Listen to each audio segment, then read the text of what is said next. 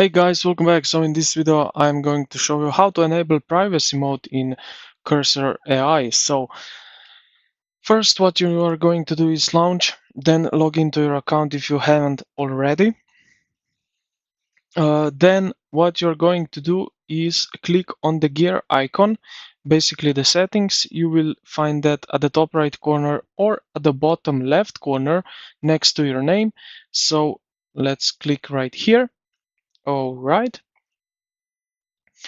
Now we will stick here in the general section,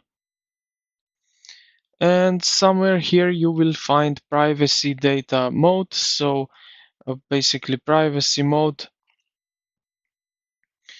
and what we can do is just toggle on this privacy mode. We have here option share, option for share data or privacy mode, so toggle this on.